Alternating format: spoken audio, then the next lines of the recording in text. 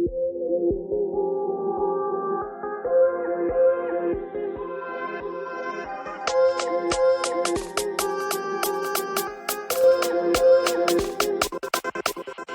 again!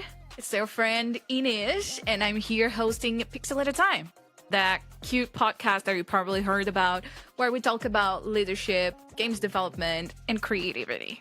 So, you might not have shared this with your friends yet, but if you feel like a Pixel at a Time helped you in any way during last year, please do share it with someone that needs to hear that. You know, when I left my job in the video games industry, I was all about empowering and also finding my voice again. And a lot of the support I got to get me in the right direction in my career came from finding these podcasts or people that were on the level I wanted to be. So if you feel like this podcast helped you somehow finding your path in your video games journey, in your leadership journey, or even in your mental health journey, please do share it with someone, because we really appreciate when our fans show us the love and follow us and all that kind of stuff. So if you haven't yet, don't forget to follow us. And yeah, that makes a huge difference in the podcast, in the way we run things over here. So please, please, please help us during this year. We can just keep on improving on the content and on the kind of guests we bring on the podcast. So that's amazing. So if you haven't yet, this is the first time on the year I'm going to say this, we do have a Patreon. Don't forget to pass by if you want to support us. It's literally just to show your support in whatever tier kind of Patreon. We still don't have much to go there, but we do have a store. So if you'd like to have some goodies as t-shirts, like mugs and all that kind of stuff, go there and feel free to buy. Okay, so off to today's guest. Today's guest, Jenny. I met her whilst I was working at Sumo, and it was one of the most amazing people I met in the group. Of course, I met Zoe as well, and if you haven't yet, go listen to Zoe's episode. It's just amazing because we talked about coaching and all that kind of stuff. But Jenny was one of the people I met, one of the first people I met that works in learning and development in a corporation. So when I started dealing with learning and development and with their team, I really felt empowered and I was doing the right steps in terms of leadership, in terms of becoming a better leader, on how to support people in my team in a more empowered way. Because most of the times your learning and development teams have the solutions to the problems you're having, either because you are looking into how to give feedback to a peer, or you're looking into situations where you just want to talk to a person and you don't know the right approach, either by talking about the objectives for the project or for their own careers if you are a line manager. All of those things can happen. So it is important that you do have the right tools to deal with that. So it was very important for me to connect with a learning and development group where they literally support people in understanding what are the tools you can use, and did a lot of small workshops for us to have more training on how to become better leaders. So big shout out to Ben, to Jenny, and to anyone that still works in learning and development in the Sumo group, but in general to anyone working in learning and development, because I feel like these people are so misunderstood and underheard. You know what I mean? We all should have more of that kind of knowledge in order to become better leaders at the end of the day. So big thank you to all of you that are pushing through and pushing forward with these initiatives that overall will just make the groups better and facilitate group work and all of those kinds of things. Having said this, today Jenny will bring us a completely different approach. Have you ever thought about how your hormones might be interacting with the way you're working or with the way you're showing up at work in your teamwork? Or have you ever felt or heard one of your teammates that is a female complaining about the fluctuations in her humor, or how some parts of the month might affect her work capacity and how she deals with it on a day-to-day? If you haven't, that's a bad sign, right? Because I think most of women are kind of told not to talk about these things growing up. And I think that's a problem, because we're avoiding a major part of our cycles and of our lives. So today, Jenny will talk about how can we harvest the power of our cycle to try to create the moments where we can feel the most empowered whilst working. and whilst making decisions. So I do hope this episode prompts you to search more about this, or prompts you to go and have one of Jenny's master classes, because she's amazing. And once you have the knowledge to deal with such things, you can only become a better person, you know, either by supporting better your peers, either by you becoming more aware of how your hormones function and how you can harness it so that you can just literally gain a new superpower. So yeah, do check it out. And I hope you do stay with us till the end of the episode. Hey, Jenny, welcome to Pixel at a Time.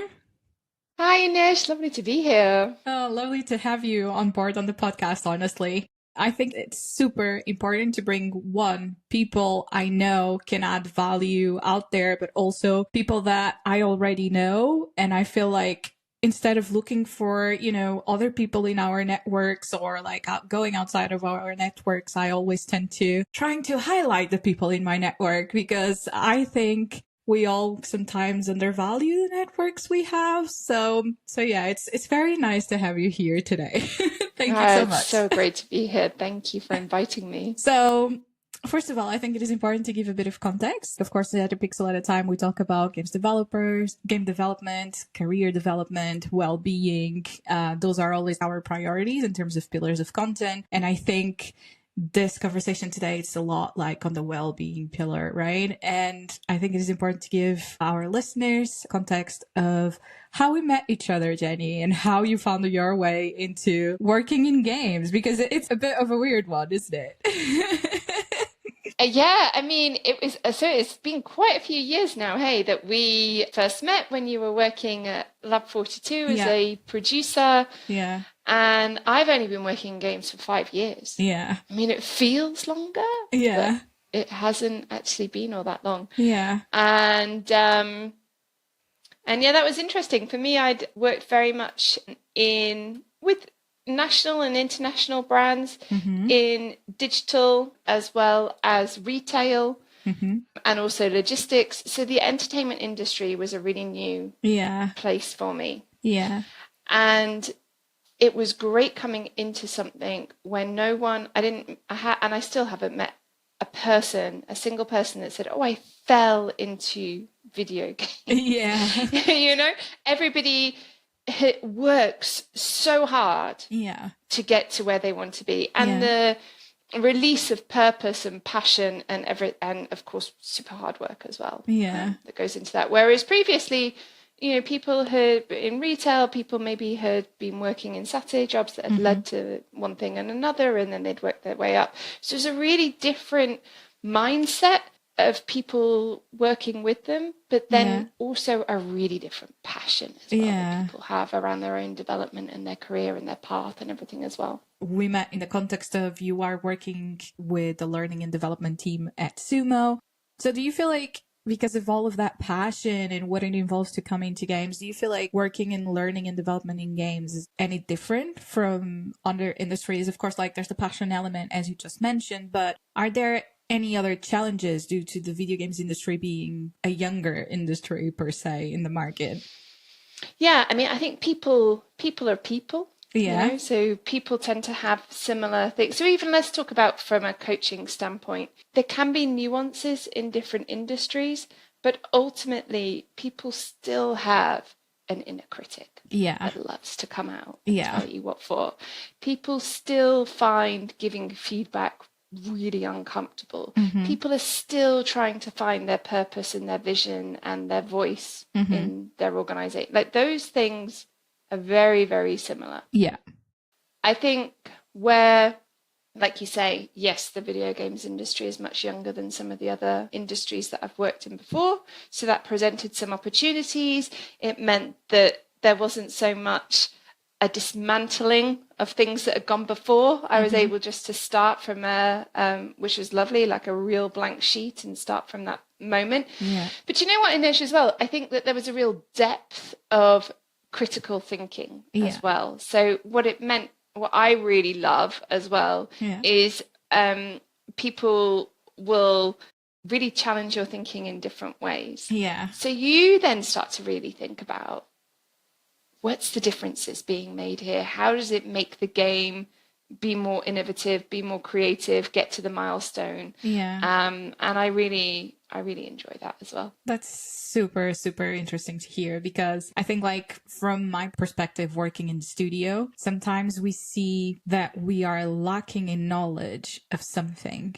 but we don't know what that is. And when we're talking about learning and development, like, that's literally where that power can come in for the studios, because a lot of the times people don't know that they're lacking something for their organization to work better, for them to perform better, for them to feel better within themselves, and controlling, of course, the morale, the imposter syndrome that might be coming up when the times are rough in the teams. So I think it's crucial. And I think people really sometimes might undervalue the power of learning and development and the teams from learning and development. Unfortunately, because I worked with you and Ben quite a lot, I would say. It's not normal for people to get so involved, I guess. Yeah, I mean, it's great. I mean, I love working in the business. And like you say, I mean, games is learning as well. It's an immersive learning experience. So if you can replicate that within, like you say, okay, so now it's around my career path. And, you know, so in studio, I might be a really great artist, but I'm going to have even more impact if I'm a great artist who is also able to influence others. I'm going to be an even better producer if I'm able to articulate a vision. I'm going to be a brilliant studio director if also I come to a pitch with positivity and power and letting my nerves kind of stay under control. And those are all the things that we're like by your side to kind of be your inner superpower hero to say, yeah, let's go. Yeah, exactly. And I feel like from talking to you a lot, I always got that energy back. Like, I was always looking for that kind of inspiration and knowledge from podcasts, from books, from trying to have other resources that were more like physical or audio resources. And for me, it was super important to have someone like you coming in and actually validating and being on that mindset, on a coaching mindset, and knowing the differences between the mentoring, the coaching, and all the stages in between and all that kind of stuff. It made me feel like, oh, okay, so this is how we can actually think different levels of supporting each other. And this is how we can do it better on a studio level, on a team level, versus like on a career management level. And that for me made all the difference in the world, believe it or not. So, so thank you so much for that. So yeah. So I think what is also important, and this will be an episode that will cross industries for sure, as we talked about, this is more about self-development. So what is that oh my God, the topic we're going to focus on today is literally about understanding hormones and health, like especially for women, and how can women use their cycles to feel more empowered in the workplace. So Jenny, do you want to tell us what was that triggered you to know more about this? Because of course you work on a learning development career. So what triggered you to start thinking about hormones and how hormones could be influencing people's status, really? Yeah, it's really interesting. And thank you so much for inviting me to talk about such a passion area of mine. So yeah. I think, you know, where some of these stem from, I've always been interested in social constructs. I've always been interested in how we show up within those constructs and how that changes across cultures. I've been fascinated by this for a lot of years. And within the learning and development field, I started to notice that pretty much all of the models, all of the frameworks, all of the research that I was referencing was very male focused. In fact, I couldn't find one single framework that hadn't been written by a man that I was putting into my learning programs. And I was like, well, if we're trying to help people to be the very best that they can be their best selves more of the time, live a life that they want, full of vision and purpose, how's that showing up? Yeah. When a lot of the things that I'm delivering are based on research, and it's just because of the state of workplaces. The research was done predominantly in male-dominated environments. Why? Because that's what they've been for, so many years. So this really then got me thinking, well, where are some of those models? And then in particular, as I got more into coaching, so now I work as a learning consultant for different organizations. And I started to really, as I was getting into coaching, I started to go, why is it sometimes that we set a goal and we get driven about it and we are able to achieve it? And why is it sometimes that it feels really sticky and it feels like you're wading through mud and you can't quite get there? And one of the things that I found around this was then around hormones can affect this. So particularly the stress hormone of cortisol and how that can really affect how you're able to deliver on a goal or not. And I got, oh my God. So there's like research about that. What research is there about hormones, sex hormones in women? Yeah. Because there's this cycle happening every single month. Yeah. And there are hormones that are happening if we know, and we do, that hormones affect every single cell in the body. Like, we could both sit here and probably remember a time when we felt so nervous and so full of stress that our palms got a bit sweaty, or we became sweaty, or like our mouth became really dry and maybe we shook a little bit. That's the hormone reaction. So hormones are flooding every single cell of your body. Okay, so therefore what is happening within a cycle when every single day there's a different hormone showing up? How might that look for coaching a woman to really being able to feel what she's wanting to do? And within that was a real desire to help women find their voice. So let me tell a story that I haven't told before, actually. Please do. I remember also, I love working in the entertainment industry and with video game companies, but I do remember when I first started that I would very often be the only woman in the room. Yeah.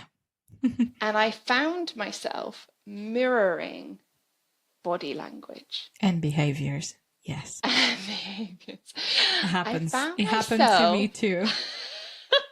And I found myself sitting like open, like cross-legged in a very masculine stance. Yeah. And I found myself lowering my voice. I found myself doing all these peculiar things that I'd never done before. And I was like, wow, this is interesting. And I think that's what it's also, if you're able to go everywhere, that's interesting. I'm getting curious about that. And then I started to coach more women, and I found that I wasn't the only one that this was happening to.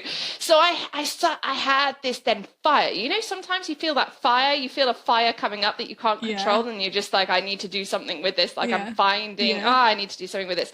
So mine was very much like, I want to help women find their voice in the workplace, because they're coming with stories, with experiences, with knowledge, with creativity, with innovation. They have all of this stuff like firing up. Like, I've got all this fire inside of me, and yet I'm not even able to really present myself as a woman in the workplace. Like something is stopping me from being able to do that. So I'm not even, even in my stance, let alone talking about my periods or my hormones or anything like that. So I was like, I want to break this, and I want to break this with the people that I was coaching, and now I want to bring it to more people. So this was then all around, if I can come into the workplace, if I can feel so comfortable being a woman in the workplace, what is that? That's coming with emotions. That's coming with hormones. Yeah. That's coming as me. Yeah. How might that change my vision, my purpose, like what I'm able to deliver within the workplace? Oh my so God. that's where that fire and that passion came through for what I'm doing now. That's beautiful. I just felt like the shivers and everything. So yeah, that's super, super nice to hear. So in terms of like feeling that way, and of course creating this new space that you are creating, what kind of knowledge have you acquired that you want to share here today in terms of how can women in the workplace use their menstrual cycle to feel more empowered, and what kind of tasks can they do, or how should they like schedule some things around the month to make sure, like, as you said, they're showing up as their full potential to work? Because all of us probably have heard, or most of us unfortunately have heard stuff like they are too emotional, or they are, they talk too much about what they're feeling, or I don't know. Sometimes it feels like, as you said, that we need to make ourselves small, right? So how can we show up as ourselves and use our cycles to empower ourselves, if that makes any sense? Yes. So let's just talk very simply about what are we talking about when we're saying a hormone cycle. So just we're going to keep it broad, and we're just going to talk about, there's actually 4 different hormones, but we're just going to talk about the main 2, which are estrogen and progesterone. So very simply speaking, in a typical cycle of 28 days. The first 5 are when you're bleeding, and then you start to then go into what's called the follicular phase. And the follicular phase is when there is a rise of estrogen. Mm-hmm. Now, this rise of estrogen, this is like popping out from the brain, and it's like, kind of like we've just said, it's then going around every single cell in your body. Now, estrogen is responsible for making you feel really great, really confident. Like if you wake up and you're just, today's going to be a good day, you're probably around ovulation. Like you're probably around like at the peak of estrogen. That's just, the coffee tastes good, the breakfast was amazing, your walk around the block was just beautiful. Like everything is just like great. Yeah. So this rise of estrogen is also what happens in the brain.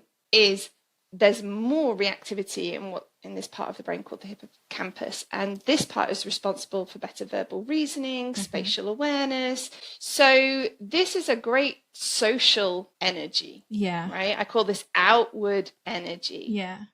Then you have ovulation, and then about 12 to 14 days, the rest of 12 to 14 days is the luteal phase, and this is where there's then a rise of progesterone. And progesterone is more responsible for calming. Like sometimes if an idea comes to you and you're washing up or you're washing your hair or something, or sometimes you might be like really in the flow of work, like you're finding a flow, like you're designing a new game and you're like totally in the flow. That's what progesterone can bring. It can bring like an inward energy and a flow. However, it can also bring some turbulence and emotions with it as well. So this part, there's more reactivity that happens in the amygdala, and the amygdala in the brain is responsible for how we feel, so our emotions. So you're going to feel things more intensely. Yeah. So let's just talk about kind of what might be then good. How could we use this to best effect? So I believe that a cycle is about creation. Now, biologically speaking, that's creation of a human being. Let's not think of it like that. Let's think of it as creation of a game, creation of a company, creation of a community, creation of a team. Like it's creation. Yeah. So if we were to go with this line of thought, then this first part of creation then is all around, I've got better verbal reasoning, I feel better about myself, I have more social outward energy. Great time for telling people about my ideas, great time to be going on a podcast, great time to be, like pitching your game, like all of this good stuff. Great time for socializing, building connections. Then we're going to go into our luteal phase. And that is a great time to get the stuff done. That's a great time to design the game, to start building up the prototype. That's a great time for building the workshop for me, for example, the great time for writing the reports. So there's more research that's been shown that during this time, there's more alpha wave activity. Alpha wave activity is the same as when we're doing yoga or when we're listening to easy listening music, that kind of calmness, that focus. That's what's happening. There's naturally more of this stuff. So if we can breathe into this energy, then we need to be less managing our time and more managing our energy for what we really want to achieve. So I was reading a book the other day by Brendan Burchard, which was all around like so he's like got an Amazon bestseller, people who live in high performance. Yeah. And he said, to become a high performer, you must seek clarity, generate energy, raise necessity, increase productivity, develop influence, and demonstrate courage. Yeah. And I was like, well, hey, women, you can do all this stuff when you start to. So we're going to seek clarity. Awesome time when progesterone's on the rise, because we're going to be in a flow. We're going to generate energy. Hello, progesterone time. Like that's when our energy is up. Raise necessity. I'm going to get out there stakeholdering and I'm going to leverage stuff. That's great. Increase productivity. Depends what I'm needing to do. Yeah. I'm needing to get my message out. I'm going to do it here. I'm needing to like crack down and get the stuff done. I'm going to do it over here. Develop my influence. It depends again what you're wanting to do. It might be the developing the influence is content driven. That might be writing. That might be more progesterone time. Or developing influence might be presentation. That might be more that might be more follicular phase. And then demonstrate courage. Oh my gosh, if we can demonstrate courage by really showing up as who we are. Yeah. I was like, that's amazing already. So yeah, Yeah. hopefully that helps. No, that helps a lot because again, a lot of us are showing up as someone else that is the person that should be in that point and not as how we're feeling on that time or how we can actually show up, right? It's like we constantly have this mask. And don't get me wrong, everyone wears like several masks. That's normal, right? It's part of the human experience. But as women, sometimes it might feel like we have an extra barrier and we probably never thought about it that way, right? Or like, okay, why is it better now and it wasn't so good? Is there something wrong with me? I bet some of us questioned that at some points in our careers. Why was I like 2 weeks ago so good at presenting and I showed up at this conference and I nailed it and now I'm like, I'm not sure if I can do this. I bet you can if you push yourself forward, but it's about what you said, right? How can we use our schedules to make those things line up and feel better as an overall for us as women, right? Exactly. And I mean, there's two things there in Asia that I really kind of jump at. So first of all, is there are more women who are burning out. There's more women who have got autoimmune problems, like all sorts of diseases and problems and burnout and mental health issues that are happening for women. Like we're seeing more and more and more and more of this. So it's like, it's not working. Like the current manage your time productivity stuff, it's like not working out. Yeah. The second thing is, like you've just said, like, why was it like 2 weeks ago I was like nailing it on this panel and this week I'm not? So I also want to say there are some things that you can't change in your schedule. And that was for me, like last week I was speaking at an event and then there was like an award thing. There was lots of outward energy going on, but I was in my luteal phase. So you go like, that's not going to be such a great phase. I knew I wasn't going to feel as confident. I knew I wouldn't have as much outward energy, but you can still manage it because I know this. So I got to the event early and I didn't walk in. I found a little Italian coffee shop around the corner. I got a little coffee. I sat, I watched the world. I watched some dog walkers coming past, all the rest. Calmed myself down, took a breath before I went in. Yeah. During the event, I wasn't in between times when it's all networky. I wasn't like, I took some time and I just went outside and I just, enjoyed it. And it was a nice day, luckily. It wasn't raining. So I went outside and I just, breathed in the London fresh air and just took a moment to be by myself. So all of this is really important for managing your energy because your brain can do amazing things. Of course it can, it can use this, but it's energy. So you're going to feel more tired at the end of the day because you've expelled more energy that's not working quite in line with your biorhythms. Yeah, exactly. So, of course, you mentioned a great strategy there, that is to protect yourself, right? And try to protect your energy and take more breaks. So, do you have any other types of strategies that you can share with us for how can we protect our energy in different stages? Yeah. So, first of all, the first simple step is just to start to track your cycle. Yeah. And that can look really different. I mean, I'm in perimenopause, so my periods are all over the place. So, but I've got to a point now where I can feel the shift really easily. So the first thing is to start to listen to your body more. So that might be just starting to, you can do that in a diary, you can do that on an app, you can do it in all sorts of different ways. If you have got a regular cycle, awesome sauce. You can then start to put that into your diary. Kind of, I just say outward energy, inward energy. Yeah. And what's so cool about this is then when someone says to you, can we do the podcast? You can say, I'll just look in my diary and I'll come back to you. Yeah. So you're not going to commit to a date based on what's going on. You're going to commit to a date when you know that you're going to have more energy. You can pack more into your schedule when you're in the follicular phase, right? So you want to do that because if you're wanting to create more, and then you're wanting to kind of calm it down when you're in that luteal phase. So that can be one good thing. Like I say now, I literally text my friend. I was like, the other week, I was like, hello, day 15, was literally like the message to her. I was like, I've woken up, I'm doubting myself. I'm like that. I know this, I'm not losing my mind. I know now. Shift is happening. Yeah. So with that shift, I then just looked in my diary at the beginning of the day. Okay, what really needs to be done? Is there anything I can move out? Is there anything I can delegate? Is there, et cetera, et cetera. So mental load. Is there anything that other people can support me with? Because you know, the more mental load you have, the lower your ambition, you're going to realize your ambitions. Yeah. So that's another thing, is not just checking in on work, checking in on all sorts. You know, there's a school meeting, or there's the present you've got to buy for your person, you know, for your best friend's birthday party at the weekend. You know, it's everything, right? Yeah.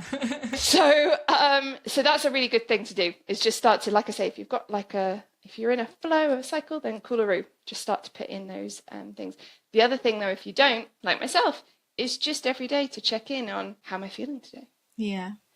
And the more you can start to do that, and that's just mindfulness in general. Do you know what? Even before that, even if you're just like, oh, Jenny's going over into a bit of a woo land here, but just to even say, do you know what? The first thing I'm going to do is start to eat more mindfully, because that's really easy to do. So when I take a banana, I'm going to really taste what it tastes like. This just helps, because you're slowing everything down rather than rush. The more you do this, the more you can start to listen to yourself. I'm listening to myself when I'm hungry, or what things taste like, or when I'm full. Now I can start to listen to myself in terms of my energy, because it's like taking it to that next step. And then magic happens, because you're able to say, today's one of those days that I need to get to that little Italian around the corner and just center myself. It's not that I'm going crazy.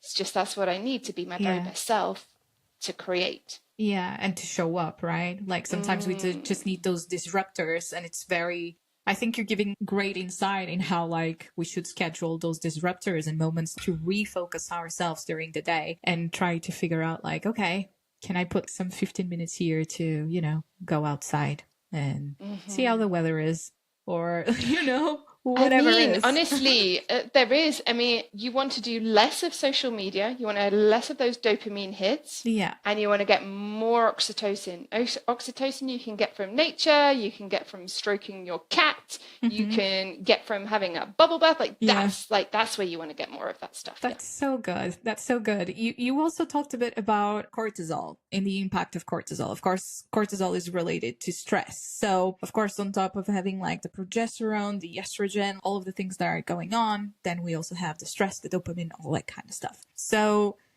is there any direct correlation or impact between the cortisol levels and how your phases might show up as a woman? Does that make sense? Yeah, totally makes sense. So what's the phase that we tend to, as a society, we feel as women that we like? Like the confident side, because that's outward energy, and that's respected, and that's liked, and that brings leadership qualities. I'm doing it with like, you know, kind of like pretend quotation marks.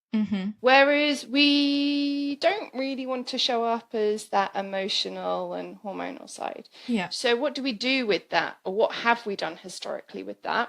Is we've overridden that with coffee, with sugar, with grit, work through it. And it's like, how's that working for you, right? How's that working for you? It doesn't. it's just not. So what happens with more of that is there's more then testosterone that then starts to kind of come in. We don't have very much of that. We don't have a lot of reserves of testosterone. So then it tips over into cortisol, and cortisol. Okay. I mean, if there's any listeners that have had babies, then you hear all the time how bad cortisol is for like brain development and for your baby. Oh, don't have the. And yeah, as women, we're like, but you guys crack on with the cortisol, and it's like, no, don't crack on with it. It's really detrimental to your health.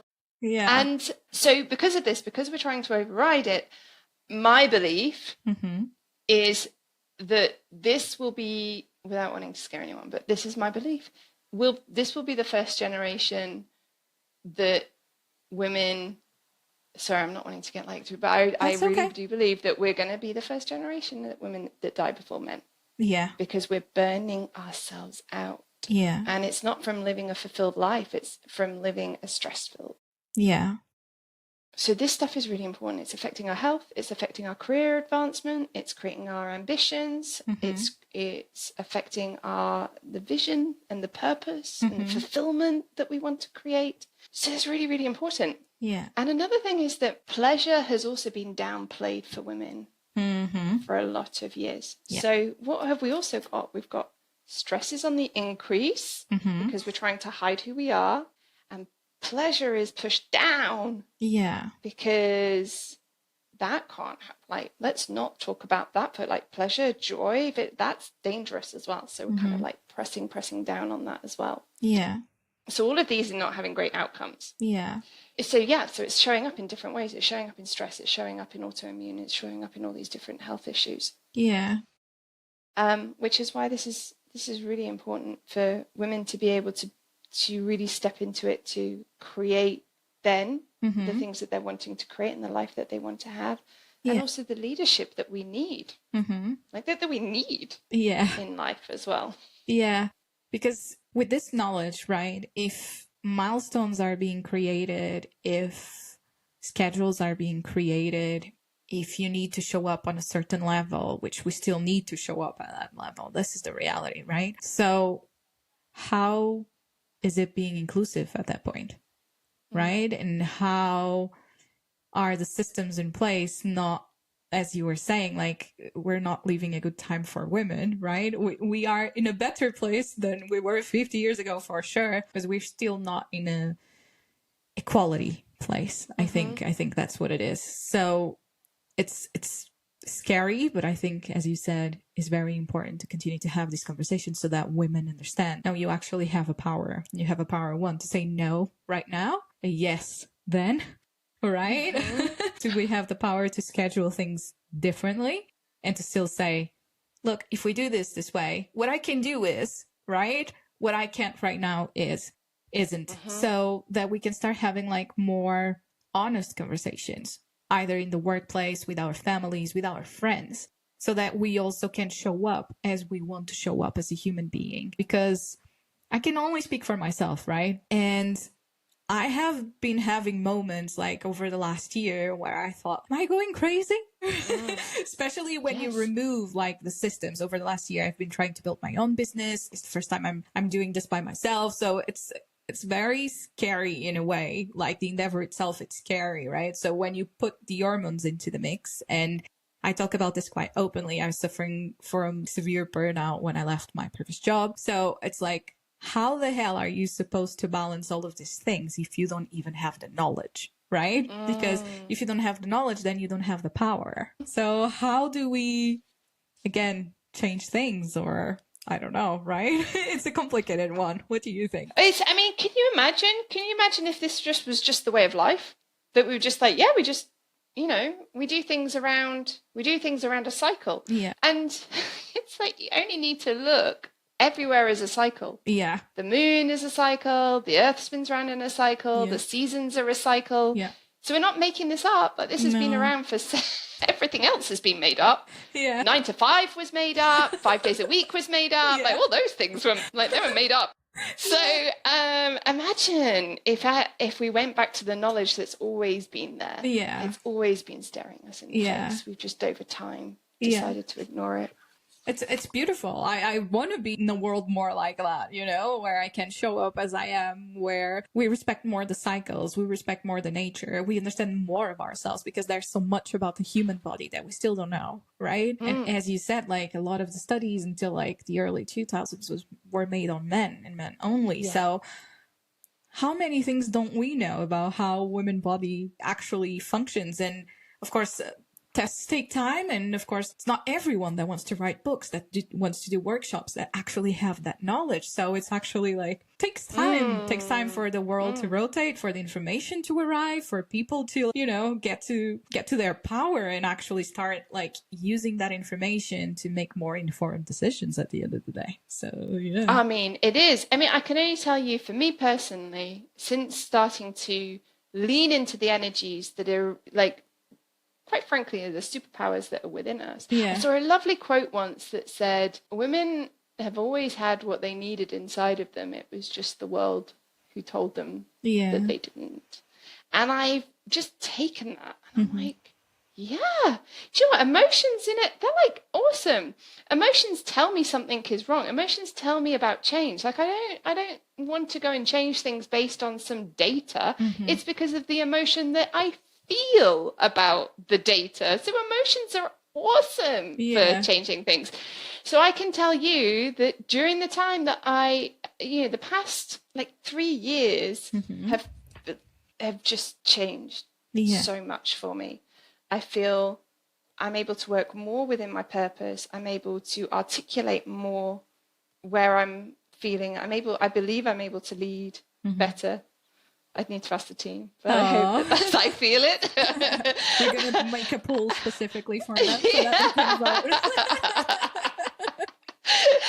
But I'm able to create more, and it has made my life more fulfilling. I've been able to do more of the things that I want to. I have a life that I've always dreamt of having. So you know, like you used to live in Portugal. I now live in Portugal. All those things. How did that happen? I started to visualize. When did I start to visualize? Started to visualize in a luteal phase when there's more alpha weight. All of this stuff has come. Clarity, all those things I'm talking about. Clarity, necessity, energy. I'm like, it's all within you. And I can tell you from personal experience that it's a release when you start to work with it. That's so good. That's so good. Thank you for sharing, Jenny.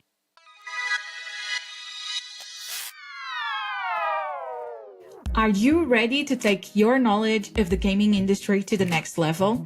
Whether you're an aspiring game developer or a developer trying to level up your skills, Elevator has the perfect courses to help you stand out.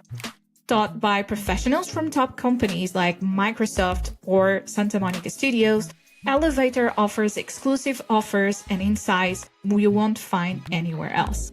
From games design to narrative development, these courses are designed for people who want to make a real impact in the world of gaming. Plus, all of the classes are live sessions, and you will build real-world projects and meet other community of like-minded learners. Head to elevator.com by using the link in the description of this episode to see how you can boost your game industry career. Don't play the game, learn to create it. Use a pixel at a time code for 200 quid off. Yes, that's right. Use the pixel at a time link for 200 quid out. Yes, you heard correctly. 200 quid out of the full price. So go to the description of this episode for more information. Thank you. So you touched on something very, very important, I think, which is the emotions, right? And of course, like there might be stages during our menstrual cycle where we feel more the emotions or something like that. So how can we also use that? Of course, we talked about the alpha waves. We talk about the visualization versus the doing the outgoing. But in terms of emotions and decision making, what do you have to recommend to women that might be listening to us out there? So, first of all, in terms of emotions, I do get as well, particularly women who are in perimenopause, because one of the symptoms will be heightened emotion and heightened anxiety. So many of them, but that can be one thing that women experience. So it's a good thing as well to try and start to practice. I call it going to the brain gym. The brain gym, like let's go to the brain gym. And so just like you would go to like a normal gym and you'd see the weights and you kind of like work out and you start kind of building muscle. We're going to build the muscles, but for the brain. So one of the things that if you know that you're going to be going into a meeting and that you could feel more emotional during that time is to imagine that you are within the trees and that you're a helicopter. And you are able to helicopter as far away from the situation as you want, or you can get as close as you want and see the little ants that are burying around. You have the power in your mind to do that. So a great time to practice this is when you're in your follicular phase, when you're feeling more confident, because you don't care. Like people can say and you're like, whatever, I'm amazing. You honestly, your brain's just like firing in that way. So that's a great time to practice it. So practice that during the meetings. I'm out of the situation. I'm like right into the situation. So that when you're going into that state where you feel more emotions and you're like, it wouldn't be useful right now for me to be talking about my emotions, I might cry or whatever, you don't want to show all of that, is that you use this technique to kind of like lift yourself up.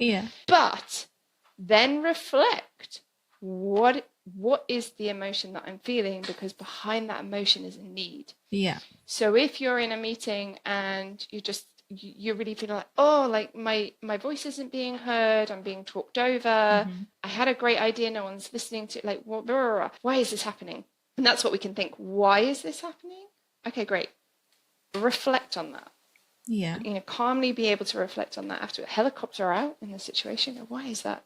Then when you're going into your follicular phase, you're going to be more confident to then address it.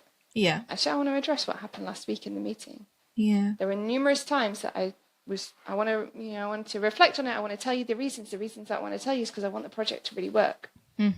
So here's how I was feeling. This is what was going on. That's going to create the change. Like, your emotions are good. They're telling you something's wrong. They're telling you there's something that is a burning desire within you that you want to go and start to create. I'm like looking for another quote that I heard today, which I really loved. Apparently there's a guy, I haven't read his book, but I heard this quote by Stephen Pressfield that said, people don't regret dying. They regret dying before they ever lived. Yeah. They regret really living their true contribution, regret finding the power, finding who they are before they became afraid. And that struck me because emotions help you to understand what is the thing that you've never yet lived. Yeah. Like that. And then use your confident phase to then get that message out or challenge a particular person or the situation or whatever it is. Yeah. So that's, I'm really sorry, I've kind of totally gone off track. There was one for emotions, and the second part, there was something else. And for decision making. Decision making. Yeah. So decision making, again, what you want to think about then is there are different ways that people are going to make decisions, first of all. There are some people, if you ever, buy a house, there's going to be people that make the list all around how expensive it is to run the water system and whatever, and this, that, and the other. Is it south-facing? Yeah. Like, where are the buses? And then there'll also be a feeling. Yeah. Like, I just go in here and it feels mine, So you and that's cool. That's part of decision making. So there's a quote that around 40%, if you need about 40% of the information before you make a decision, and then you just got to make a decision, and that's your gut. Your instinct is going to be better in flow.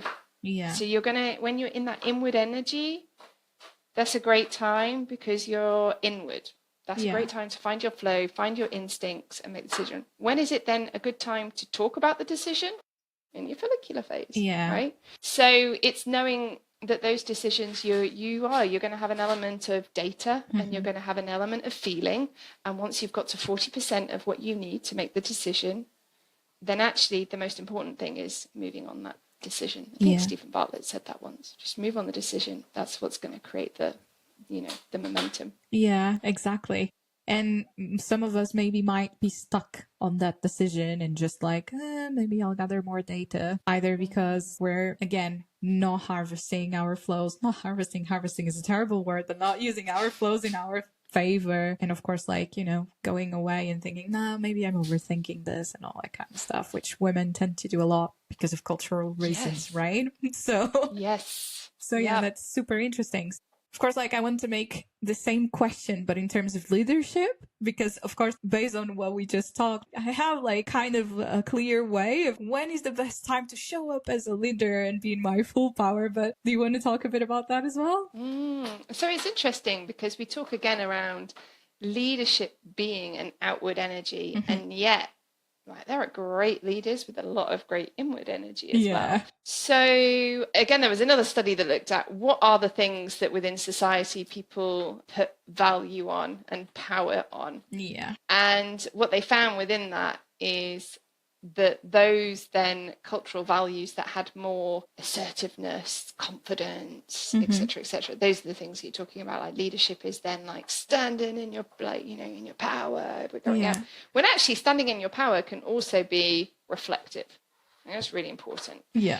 And I see leadership as well as a creative process because you're creating a vision, you're building momentum behind that, and if you're managing as well as leading, you're putting processes in place to make sure that vision gets fulfilled. Yeah.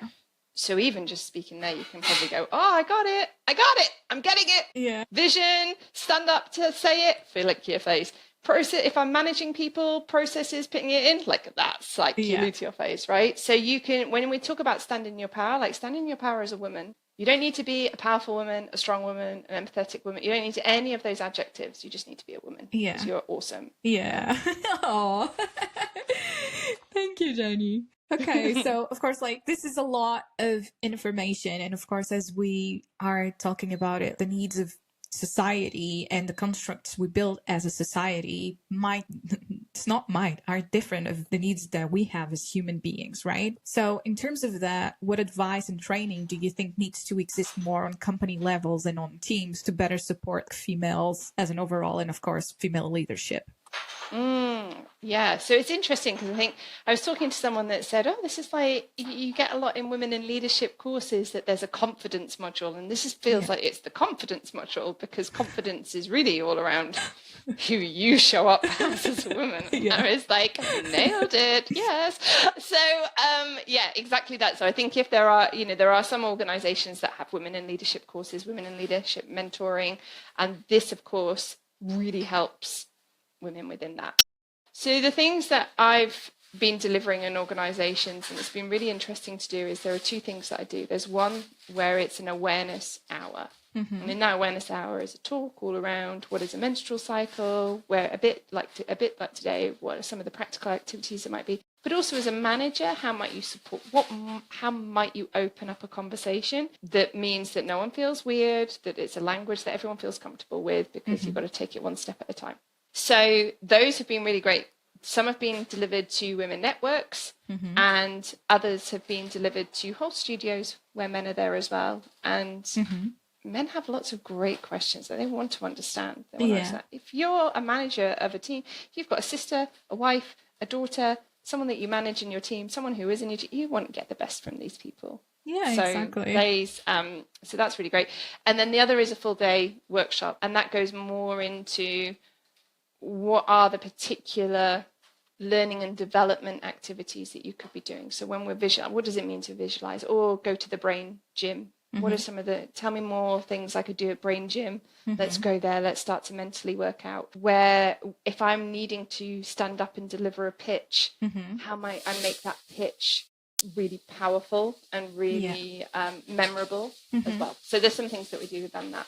But on an individual level, I'm now wanting to help. It's taken me 3 years to get to this place, and I want to just like, do you drive, Ines? Do you ever take like, like on a sat nav when it says, do you want to take a quicker route? Do you always like, yes, please? So I'm like that. Like, I'm like, let's press like the fast route for women now. So I want to help women on an individual level with a coaching program that brings where they're wanting to go and make that really quick for them. So this is bringing together menstrual awareness.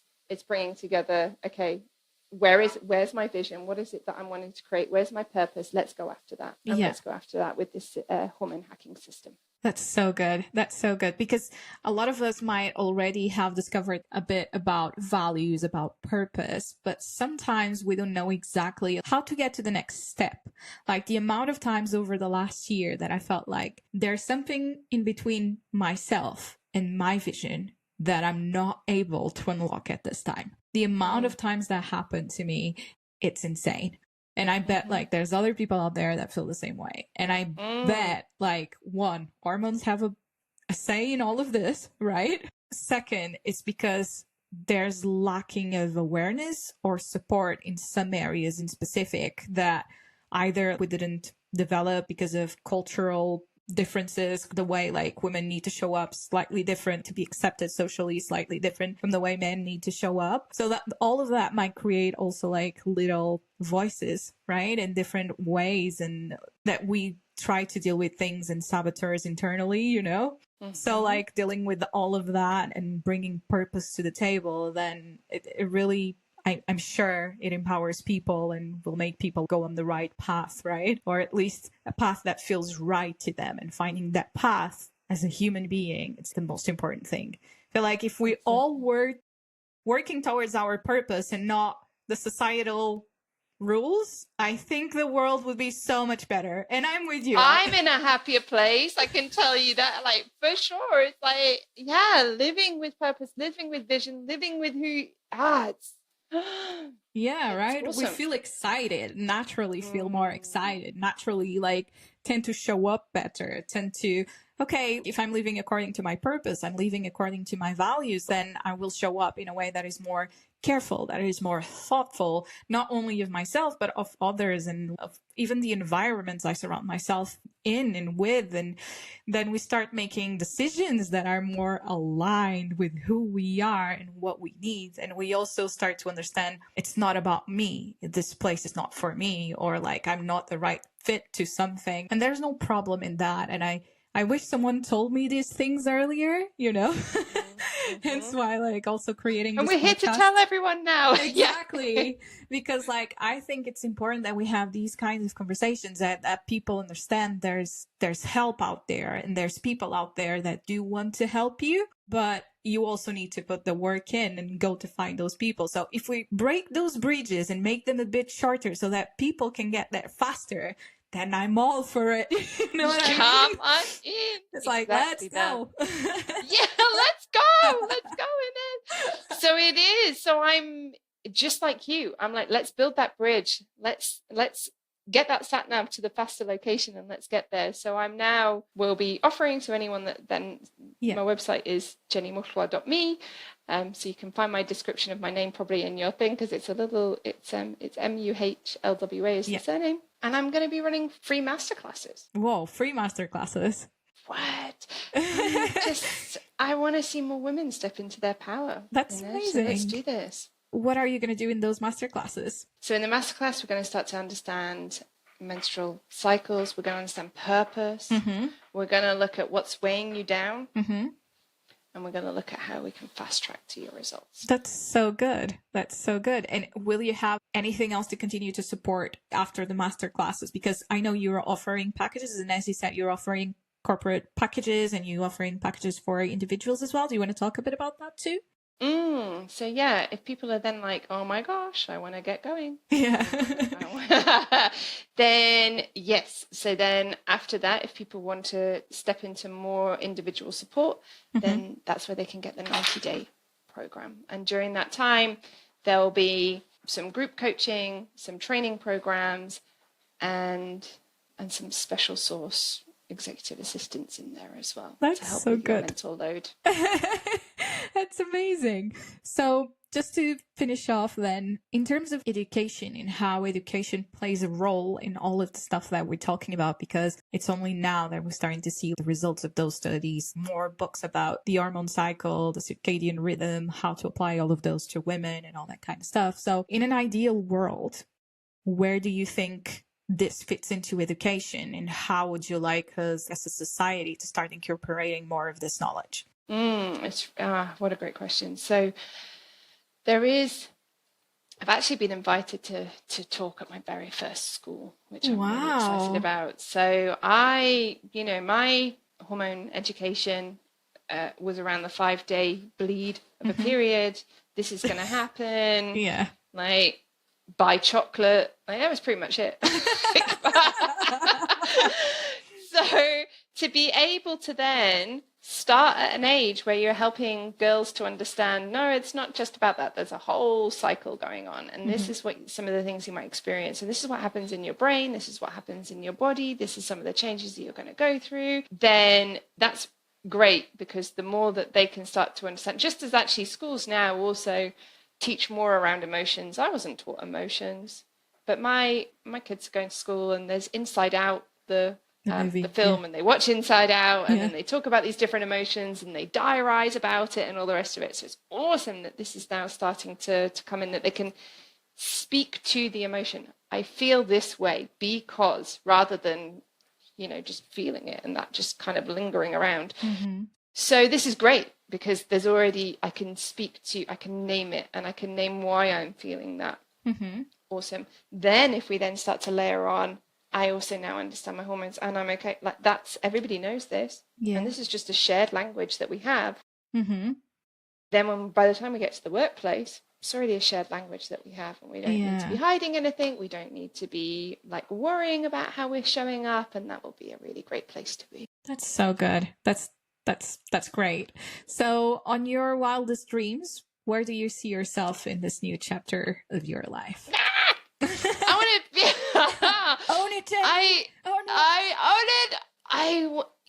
do you know, I want to be speaking on stages. I want to be changing people's lives. Yeah. I want to get the message out to as many women as possible that you have everything you've ever needed within you. Oh, and it's time to let that go. Oh, thank you so much, Jenny. Okay, I think we're gonna finish here. Thank you so much for your time. I hope you enjoyed this. Do you have any final things you want to say? This has just been such an honor to be with you on this podcast. You. And I love A Pixel at a Time. It's been so great to be on here. Thank you. Thank you very Thank you much. so much. Thank you so much for being here, Jenny.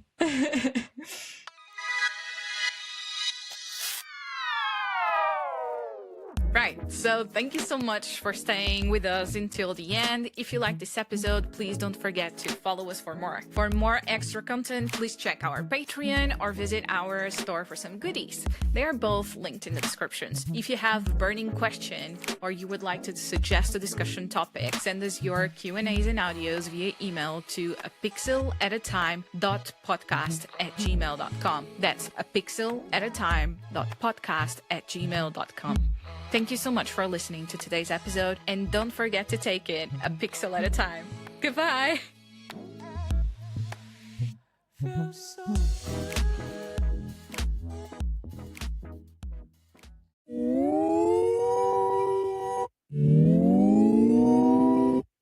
This episode was hosted by Inês Lagarto. Production by Inês Lagarto and José Machado. Audio design by José Machado. For more info, please check our show notes.